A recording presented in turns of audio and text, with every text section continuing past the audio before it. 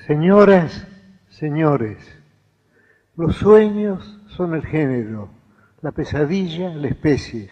Estuve releyendo estos días libros de psicología. Me sentí singularmente defraudado por esa lectura, ya que en todos ellos se hablaba sobre todo de los instrumentos de los sueños o de los temas de los sueños. Voy a poder justificar esta palabra más adelante. Y no se hablaba, lo que yo hubiera deseado, sobre lo asombroso, sobre lo extraño del hecho de este soñar. Así, por ejemplo, en un libro de psicología que yo aprecio mucho, The Mind of Man, de Gustav Spiller, en ese libro se decía que los sueños corresponden al plano más bajo de la actividad mental. Yo tengo para mí que es un error. Y luego se hablaba de las incoherencias, de lo inconexo, de las fábulas de los sueños. Y aquí voy a recordar a Groussac, que tiene un admirable estudio, ojalá yo pudiera recordarlo y repetirlo aquí, titulado Entre sueños. Y Groussac, al final de ese estudio, que está en El viaje intelectual, creo que en el segundo volumen, dice que es asombroso el hecho de que cada mañana nos despertemos cuerdos o relativamente cuerdos, digamos, después de haber pasado por esa zona de sombra, por esos laberintos de los sueños. Pues bien, el examen de los sueños ofrece una dificultad especial, y es el hecho de que no podemos examinar los sueños directamente. Examinamos simplemente, o podemos hablar de la memoria de los sueños, y posiblemente la memoria de los sueños no corresponda directamente a los sueños. Un gran escritor del siglo XVII, Sir Thomas Browne, creía que nuestra memoria de los sueños es más pobre que la espléndida realidad. Y otros, en cambio, piensan que nosotros mejoramos los sueños. Es decir, si pensamos que el sueño es una obra de ficción, y yo creo que es una obra de ficción, posiblemente sigamos fabulando en el momento de despertarnos, y luego, sin duda, cuando contamos los sueños. Y te recuerdo ahora el libro de Dunn, An Experiment with Time. Yo no estoy de acuerdo con la teoría de Dunn, pero es una teoría tan hermosa que merece ser recordada. Para simplificarla, voy yendo de un libro a otro, mis memorias son muy superiores a mis pensamientos.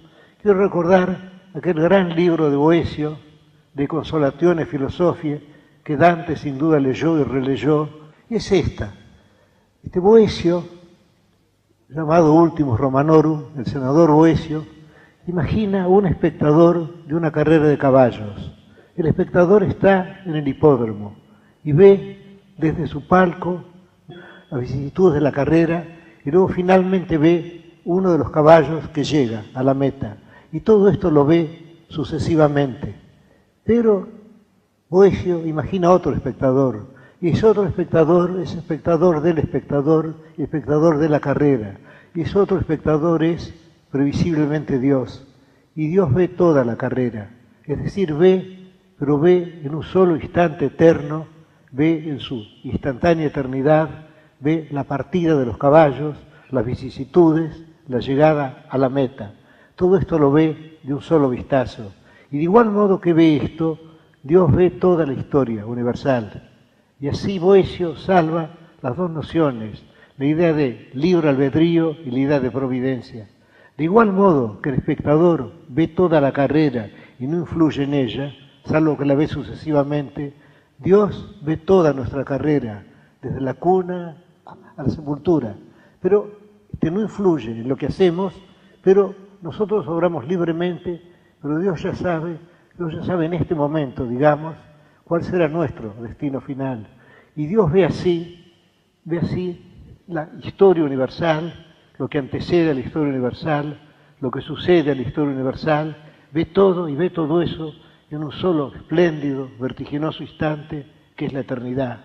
Ahora bien, Dunn es un escritor inglés de este siglo que ha escrito un libro con el magnífico título, no conozco un título más interesante, que An Experiment with Time, un experimento con el tiempo. Y en ese libro, no estoy de acuerdo con su tesis, pero merece ser referida por lo hermosa que es, en ese libro Dunn imagina que cada uno de nosotros posee una suerte de modesta eternidad personal, esa modesta eternidad la poseemos cada noche. Es decir, esta noche dormiremos, esta noche soñaremos. Y soñaremos, digamos, hoy es miércoles, soñaremos con el miércoles y con el día siguiente, con el jueves, quizá con el viernes, quizá con el martes. Es decir, a cada hombre le está dado durante el sueño una pequeña eternidad personal que le permite ver el pasado cercano y el porvenir cercano. Ahora, todo esto el soñador lo ve en un solo vistazo, de igual modo que Dios, desde su vasta eternidad, ve todo lo que sucede al despertar. Al despertar sucede que, como estamos acostumbrados a la vida sucesiva, damos una forma narrativa a nuestro sueño, pero nuestro sueño ha sido múltiple y ha sido simultáneo. Vamos a tomar un ejemplo muy sencillo. Vamos a suponer que yo sueño con un hombre, simplemente la imagen de un hombre. Se trata de un sueño muy pobre. Y luego inmediatamente después la imagen de un árbol. Pues bien, al despertarme, yo puedo dar una complejidad a ese sueño tan sencillo, una complejidad que no le pertenece. Yo puedo pensar, por ejemplo, que he soñado en un hombre que se convierte en este árbol. Es decir, que ya estoy fabulando, yo estoy cambiando las cosas. En fin, no sabemos exactamente qué sucede durante los sueños. No es imposible durante los sueños estemos en el cielo, estemos en el infierno. Quizás seamos alguien que es lo que Shakespeare llamó the thing I am, la cosa que soy.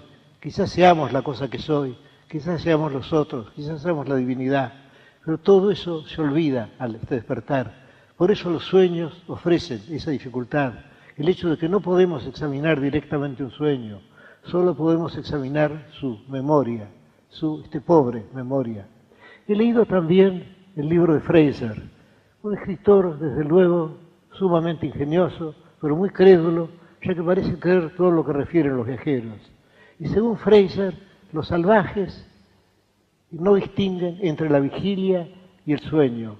Para los salvajes, los sueños son un episodio de la vigilia. Así, por ejemplo, según Fraser, o según los viajeros leídos por Fraser, y cuyos textos se transcribe, según Fraser, un salvaje sueña que sale por el bosque y que mata un león.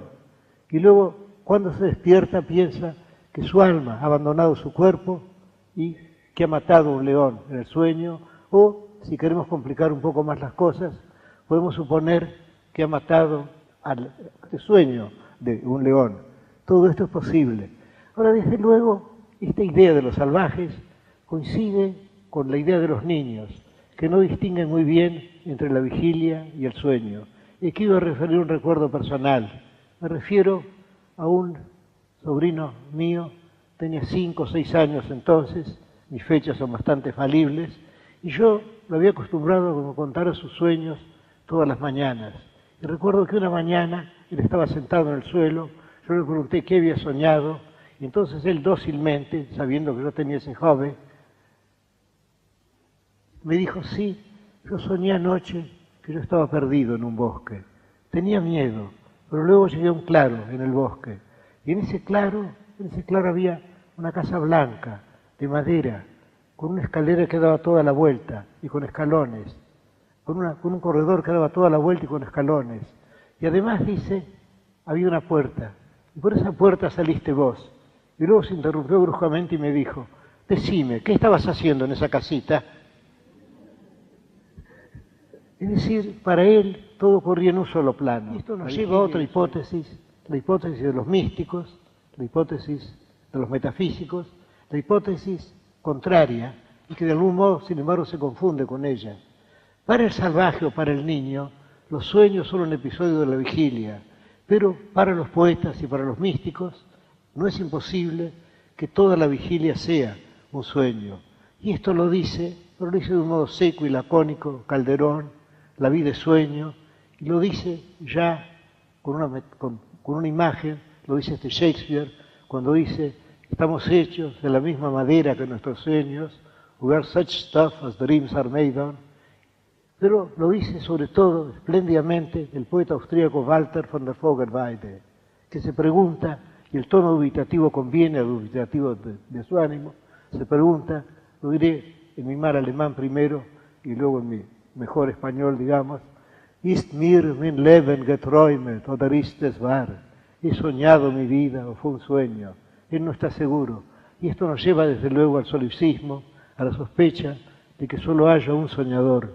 Ese soñador es cada uno de nosotros. Ese soñador en este momento, tratándose de mí, está soñándolos a ustedes. Tratándose de cada uno de ustedes, está soñando esta sala y esta conferencia. Y hay un solo soñador, y ese soñador sueña todo el proceso cósmico, sueña toda la historia universal anterior, sueña incluso su niñez, su mocedad. Todo esto puede no haber ocurrido, en este momento empieza a existir, empieza a soñar, y es cada uno de nosotros, no los otros, es cada uno. En este momento yo estoy soñando, estoy pronunciando una conferencia en la calle Charcas, y que estoy buscando los temas y quizá no dando con ellos, estoy soñando con ustedes, pero no es verdad, cada uno de ustedes está soñando conmigo y con los otros. Bueno, tenemos pues esas dos imaginaciones, digamos, la de considerar que los sueños son parte de la vigilia, o la otra, la espléndida, la de los poetas, la de considerar que toda la vigilia es un sueño. Es decir, que no hay una diferencia entre las dos materias. Y esa idea llega a Grusac también en su artículo. Él dice que no hay una diferencia entre nuestra actividad mental, es decir, que podemos estar despiertos, podemos dormir y soñar, que la actividad mental es la misma. Y cita precisamente aquella frase de Shakespeare, "We are such stuff as dreams are made on". Estamos hechos de la misma materia. Hay otro tema que parece imposible olvidar, y es el de los sueños proféticos. Pero esto ya desde luego corresponde a una mentalidad avanzada. La idea de sueños y de que esos sueños correspondan a la realidad, ya que ahí distinguimos los dos planos. Y hay un pasaje en la Odisea en que se habla de dos puertas, una puerta de cuerno y una puerta de marfil. Por la puerta de marfil llegan los sueños falsos a los hombres, y por la puerta de cuerno los sueños verdaderos o proféticos. Y hay un pasaje en la Eneida, un pasaje que ha provocado innumerables comentarios, y es este. Creo que en el 9º libro de la Eneida, quizás en un 10º, no estoy seguro, en uno de los libros de la Eneida, Eneas desciende a los campos elíseos, más allá de las columnas de Hércules, conversa con las grandes sombras de Aquiles, de Tiresias, ve la sombra de su madre, quiere abrazarla, pero no puede, porque está hecha de sombra, y ve además la futura grandeza de la ciudad que él fundará. Ve a Rómulo, ve a Remo, ve el campo, en ese campo ve el futuro foro romano, ve la grandeza de Roma, la grandeza de Augusto, ve toda esa futura grandeza imperial. Y después de haber visto todo eso, después de haber conversado con sus contemporáneos, que son gente futura para Eneas, Eneas vuelve a la tierra. Y aquí ocurre lo curioso, lo que no ha sido bien explicado, salvo por un comentador anónimo que creo que ha dado con la verdad. Eneas vuelve por la puerta de marfil, con lo cual parece haber falseado todo lo que ha visto, todo, la futura grandeza de Roma, las guerras púnicas, el imperio que Augusto traerá a la tierra. No, él él desciende por la puerta de marfil y no por la puerta de cuerno. ¿Por qué? El comentador nos dice por qué. El comentador nos dice, porque realmente no estamos en la realidad. Para Virgilio, el mundo verdadero era posiblemente el mundo platónico, el mundo de los arquetipos. Y entonces Eneas pasa por la puerta de marfil porque entra en el mundo de los sueños, es decir, en lo que nosotros llamamos la vigilia. Bueno, todo esto puede ser, pero ahora vamos a llegar ya directamente, vamos a llegar a la especie, a la pesadilla. Y no será inútil recordar los nombres de la pesadilla. El nombre español no es demasiado venturoso. Al final el diminutivo parece quitarle fuerza, pero tenemos otras lenguas cuyos nombres son más fuertes. Tenemos, por ejemplo, en griego, creo que la palabra es Efialtes. Efialtes es el demonio que inspira la pesadilla. En latín tenemos el íncubo. El incubo es el demonio que oprime al durmiente y le inspira la pesadilla. Y luego en alemán tenemos una palabra muy curiosa, la palabra Alp y Alpdrück, lo cual vendría a significar el elfo y la opresión del elfo. Es decir, la misma idea de un demonio que inspira la pesadilla. Y hay un cuadro que de Quincy, uno de los grandes soñadores de pesadillas de la literatura, vio, un cuadro de Fuseli o Füssli, era su verdadero nombre, el pintor suizo Füssli del siglo XVIII, que se llama The Nightmare, la pesadilla. Y ahí tenemos a una muchacha que está acostada. Esa muchacha se despierta y está aterrada, porque ve que sobre su vientre se ha acostado un monstruo pequeño, negro y maligno. Ese monstruo es la pesadilla. Es decir, cuando Fuseli pintó ese cuadro, estaba pensando en la palabra alemana de Alpdrück. Ahora tomemos la palabra más sabiamente ambigua, que es el nombre inglés de la pesadilla, The Nightmare. The Nightmare significaría para nosotros la yegua de la noche. Y Shakespeare la entendió así. Hay unos versos de él en que él dice, I met the nightmare, me encontré con la yegua de la noche, y se ve que la concibe como una yegua. Y luego hay otro poema en que ya dice deliberadamente, The Nightmare and her ninefold, la pesadilla y sus 9 potrillos. Ahí la ve como una yegua también. Pero, según los etimólogos, la raíz es distinta. La raíz sería algo así como, Nichtmara, vendría a ser el demonio de la noche. Y el doctor Johnson, en su famoso diccionario, explica que eso corresponde, dice, a la mitología nórdica, la mitología sajona, diríamos nosotros, que ve la pesadilla como producida por un demonio, lo cual haría juego, o sería una traducción quizá, del Efialtes o del Incubo, latino. Pero hay otra interpretación que puede servirnos y que haría que esa palabra inglesa, nightmare, estuviera relacionada con Märchen en alemán. Märchen quiere decir fábula, cuento de hadas, ficción. Y entonces el o la nightmare sería la ficción de la noche, la fábula de la noche. Ahora bien, el hecho de concebir la palabra nightmare como yegua de la noche, y además hay algo terrible en la idea de yegua de la noche, fue digamos como un don para Hugo.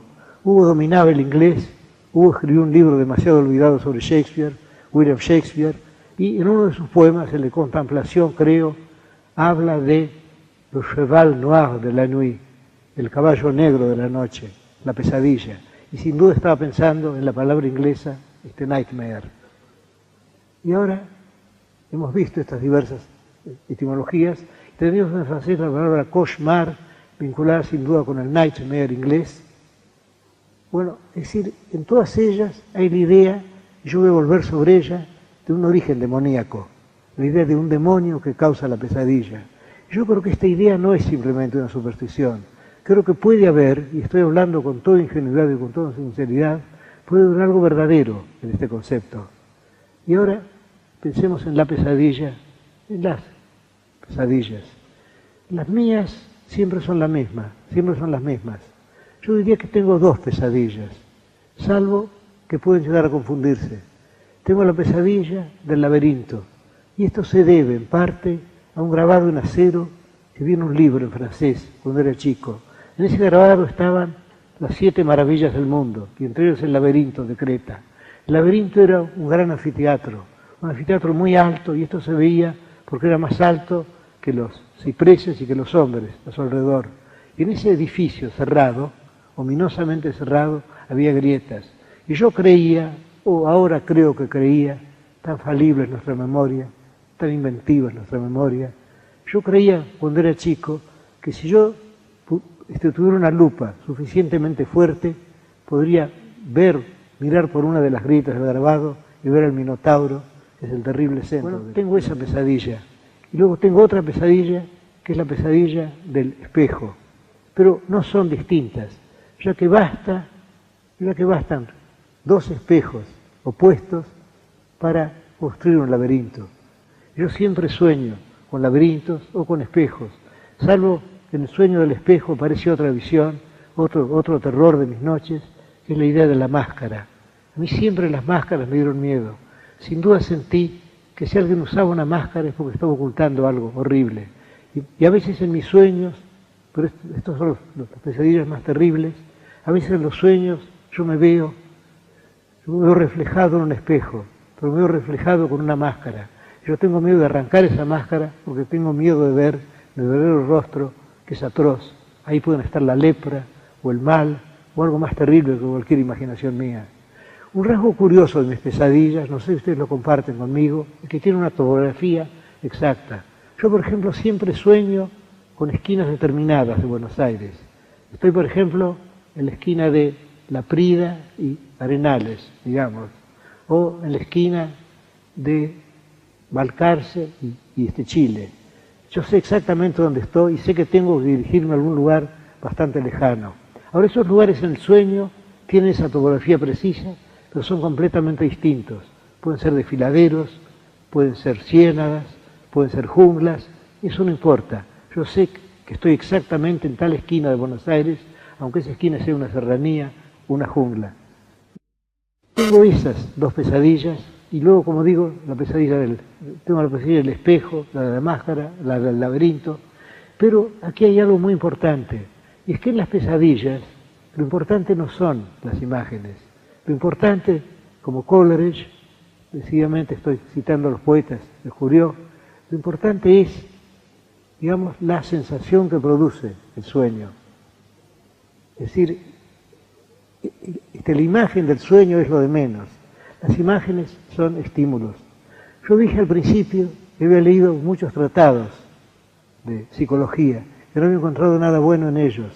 Y debía haber dicho que he encontrado en cambio textos de poetas que son singularmente iluminativos. El primero es de Petronio. Se trata de una línea de Petronio citada por Addison, y que dice que el alma, cuando está libre de la carga del cuerpo, juega. Creo que dice exactamente et mens sine pondere ludit. Y el alma, sin el peso del cuerpo, juega. Ese sería un texto. Y luego hay otro que está en un soneto de Góngora, y donde está exactamente expresada la idea de que los sueños y la pesadilla, desde luego, son ficciones, son creaciones literarias. Y él dice, el sueño autor de representaciones, luego dice, sombra suele vestir de bulto bello. Es decir, la idea de que el sueño viene a ser como una representación. Y esa idea la retomó Addison a principios del siglo XVIII, en un excelente artículo publicado en la revista The Spectator. Y él empieza citando a Sir Thomas Browne. Sir Thomas Browne dice que los sueños nos dan una idea de la excelencia del alma, ya que el alma está libre del cuerpo y entonces se pone a jugar y a soñar. Él cree que hay una libertad, que el alma goza de una libertad. Y Addison dice que efectivamente el alma, cuando está libre de la traba de este cuerpo, imagina, y que puede imaginar con una facilidad que suele no tener en la vigilia. Dice además Addison que de todas las operaciones del alma, o de la mente diríamos ahora, no usamos la palabra alma, de las operaciones de la mente, la más difícil es la invención. Sin embargo, en el sueño nosotros inventamos de un modo tan rápido que equivocamos nuestro pensamiento con lo que soñamos, por ejemplo, leer un libro. Y la verdad es que estamos inventando cada una de las palabras del libro, cada una de las frases del libro, pero no nos damos cuenta y lo tomamos por ajeno. Y yo he notado en muchos sueños ese trabajo previo, digamos, ese trabajo de preparación de las cosas. Por ejemplo, una pesadilla que yo tuve y que ocurrió, yo lo sé exactamente, en la calle Serrano, creo que era Serrano y Soler, salvo que no se parecía a Serrano y Soler, pero yo sé que todo esto ocurría en un paisaje muy distinto, pero yo sabía que estaba en la vieja calle Serrano, en Palermo. Yo me encontraba con un amigo que te ignoro, pero en el sueño yo sabía que era un amigo, y yo lo veía y estaba muy cambiado. Yo nunca había visto su cara, pero sabía que su cara no podía ser esa. estaba muy cambiado, estaba muy triste, su rostro estaba marcado por la pesadumbre, por la enfermedad, quizá por la culpa, y tenía la mano adentro del saco. Esto es importante para el sueño, decir que yo no podía ver la mano derecha estaba en el saco, del lado de este corazón. Entonces yo lo abracé, yo sentí que necesitaba que yo lo ayudara, y le dije, mi pobre fulano, ¿qué te ha pasado? ¿Qué cambiado estás? Y él me dijo, sí, estoy muy cambiado. Y fue lentamente sacando la mano. Cuando sacó la mano, yo vi que la mano ya no era una mano, sino la garra de un pájaro.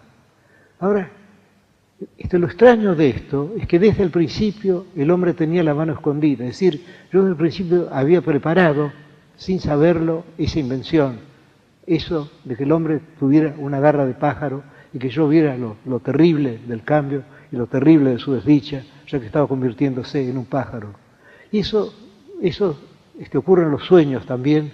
Y generalmente en los sueños, en que nos preguntan algo, no sabemos contestar, luego nos dan la contestación, nos quedamos atónitos, la contestación puede ser absurda, pero es exacta en el sueño, y sin embargo nosotros hemos preparado todo. Es decir, creo que podríamos llegar a esta conclusión. Podemos llegar a la conclusión que me parece, no sé si científica, pero me parece verosímil, de que los sueños son la actividad estética más antigua.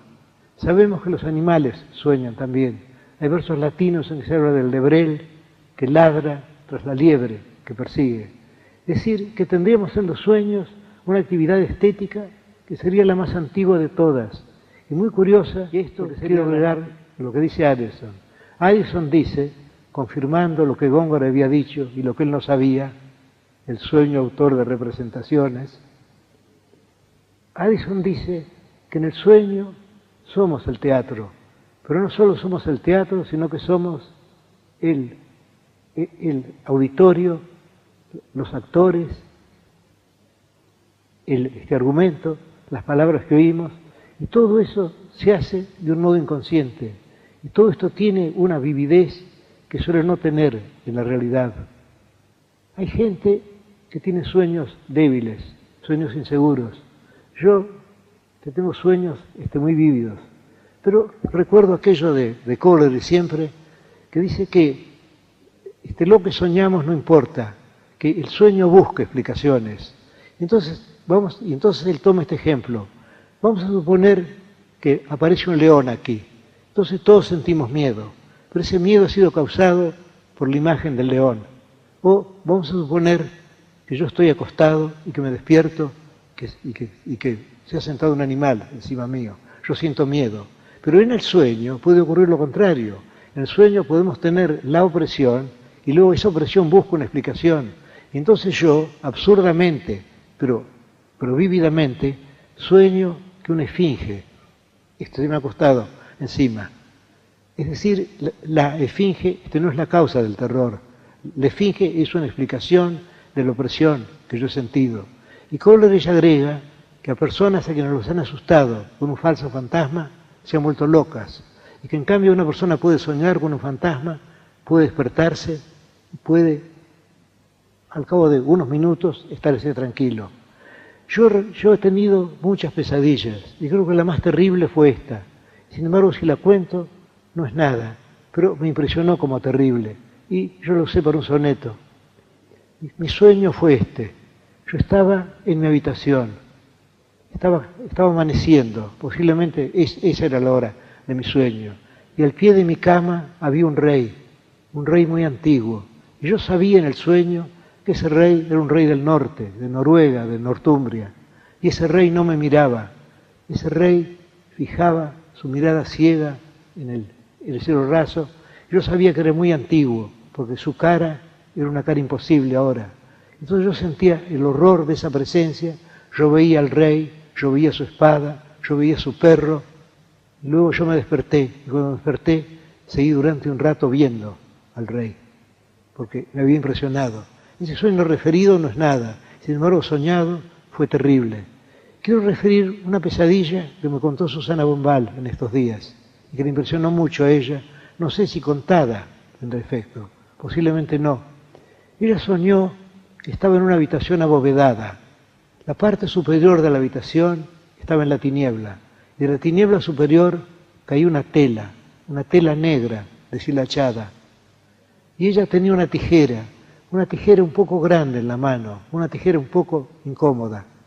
Y ella tenía que cortar las hilachas que pendían y que eran muchas de la tela. Y lo que ella veía abarcaría 1,5 metros, tendría 1,5 metros de ancho, 1,5 metros de largo, y luego se perdía en la tiniebla superior. Y ella cortaba y sabía que nunca llegaría al fin de eso, y tuvo la sensación de horror que es la pesadilla. Porque la pesadilla es, ante todo, bueno, he contado 2 pesadillas verdaderas, y ahora voy a contar 2 pesadillas de la literatura, que posiblemente fueron verdaderas también. En la última conferencia yo hablé de Dante, y me referí al nobile castello, al noble castillo del canto 4 del infierno. Y ahí Dante refiere cómo él, guiado por Virgilio, llega al primer círculo, y él ve que Virgilio palidece, y él piensa, si Virgilio está palideciendo al entrar en el infierno que es su morada eterna, ¿cómo no voy a sentir miedo yo? Y le dice a Virgilio que está aterrado, pero Virgilio lo urge, le dice, bueno, yo iré delante, y entonces llegan inesperadamente, porque se oyen además infinitos ayes, pero ayes que no son de dolor físico, son ayes que significan algo más grave. Y luego llegan inesperadamente a un noble castillo, un nobile castello. Ese castillo está ceñido por 7 murallas, que pueden ser las 7 artes liberales del trivium y del quadrivium, o pueden ser también las 7 virtudes. No importa, posiblemente Dante sintió que la cifra era mágica, bastaba con esa cifra que tendría sin duda muchas justificaciones. Y luego se habla también de un arroyo que desaparece después y de un fresco prado, pero ese prado desaparece después, y cuando se acercan a él lo que ven es esmalte, es decir, ven no el pasto que es vivo, sino una cosa muerta, y avancen hacia ellos 4 sombras, y esas sombras son las sombras de los grandes poetas de la antigüedad. Ahí está Homero, espada en mano, ahí está Ovidio, ahí está Lucano, ahí está Horacio. Y luego Virgilio le dice que salude a Homero, a quien Dante reverenció tanto y a quien nunca leyó, le dice, honorate el altísimo poeta, y Homero avanza, espada en mano, y entonces admiten a Dante como el sexto en su compañía, Dante, que no ha escrito todavía la Divina Comedia, porque está escribiéndolo en ese momento y que se sabe capaz de escribirla. Y luego le dicen cosas que no conviene repetir. Podemos pensar en un pudor de Dante, pero yo creo que hay una razón más honda. Él habla de quienes habitan el noble castillo. Ahí están las grandes sombras de los paganos, los musulmanes también. Todos ellos hablan lentamente y suavemente y tienen rostros de gran autoridad, pero están privados de Dios. Ahí está la ausencia de Dios. Ellos saben que están condenados a ese eterno castillo, ese eterno y decoroso castillo, sin embargo, terrible. Y luego ahí están también Aristóteles, el maestro de color quisano, el maestro de quienes saben, ahí están los filósofos presocráticos, está Platón, y está también solo y aparte el gran sultán, Saladino. Es decir, están aquellos grandes paganos que no pudieron ser salvados por el faltado del bautismo, no pudieron ser salvados por Cristo, de quien habla Virgilio y a quien llama, ya que no puedo nombrarlo en el infierno, un posente. Ahora, podríamos pensar que Dante no había descubierto todavía su talento dramático. Dante no sabía que podía hacer hablar a sus personajes.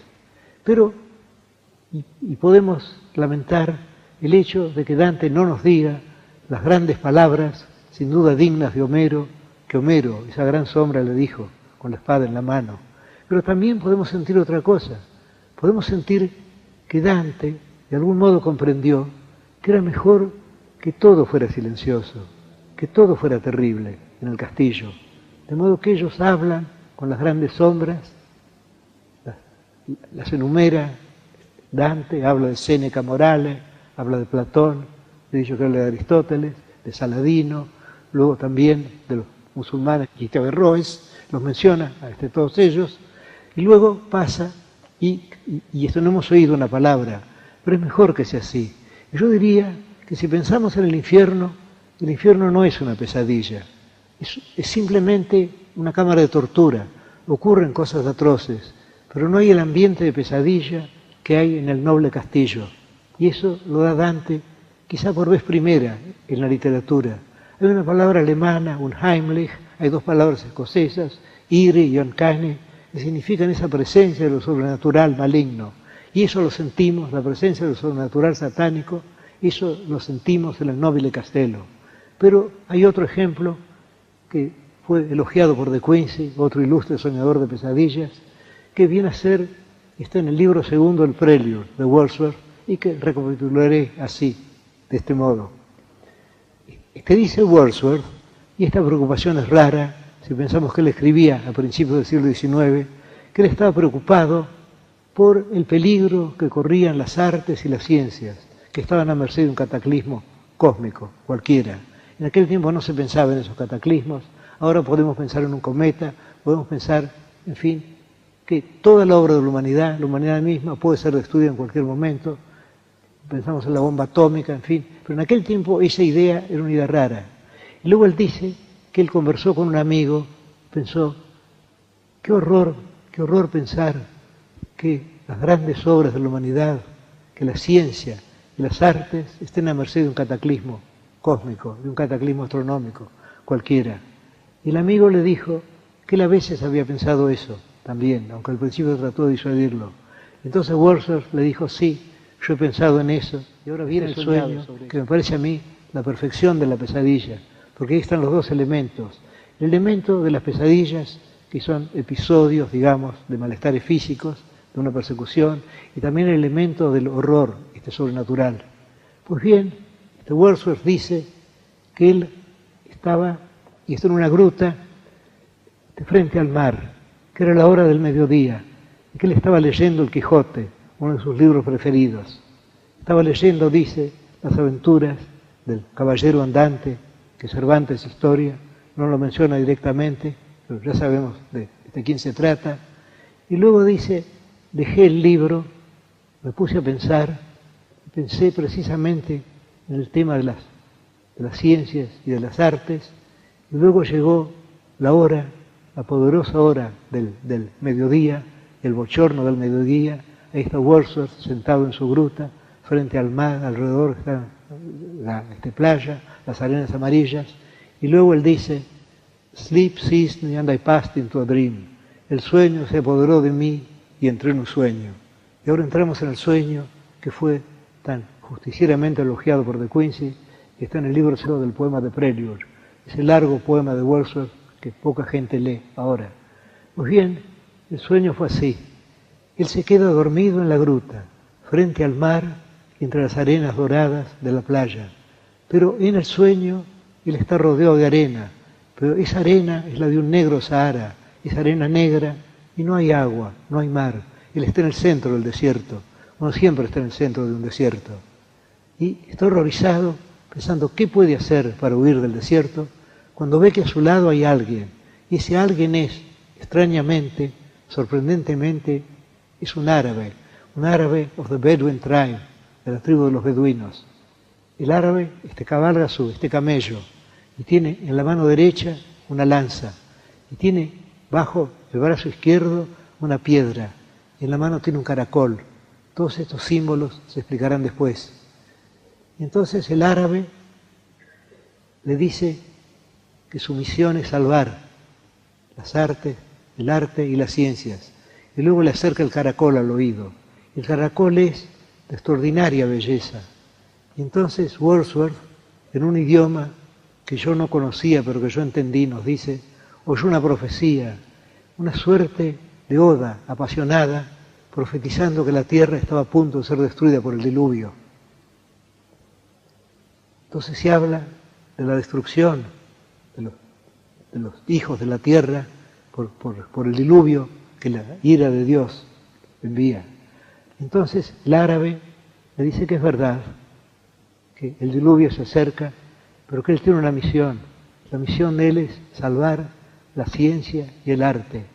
Entonces le muestra la piedra, y la piedra es curiosamente la geometría de Euclides, sin dejar de ser una piedra.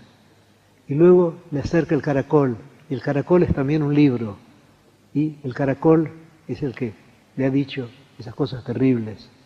Y el caracol es toda la poesía del mundo, incluso, ¿por qué no?, aquel poema de Wordsworth. Todo eso en el caracol, que es también un libro, y toda la ciencia humana en la piedra, que es la geometría de Euclides. Y el beduino le dice, yo tengo que salvar estas dos cosas. El beduino vuelve hacia atrás la cara, y hay un momento en el cual él ve que la cara del beduino cambia, la cara está llena de horror. Entonces él también mira hacia atrás y ve una gran luz que ya ha inundado la mitad del desierto, y esa gran luz es la de las aguas del diluvio que van a destruir la tierra. Y ya el beduino se aleja, y cuando se aleja, Wordsworth lo ve de atrás y ve que es un beduino, que es un árabe de la tribu de los beduinos, y que también es Don Quijote, y que el camello también es Rocinante, y que de igual modo que la piedra es un libro y el caracol es un libro, así el beduino es Don Quijote, y no es ninguna de las dos cosas, y es las dos a un tiempo. Esta dualidad corresponde al horror del sueño. Y entonces Wordsworth se despierta en ese momento y grita, horrorizado, porque ya las aguas lo alcanzan. Vuelvo, vamos a recapitular.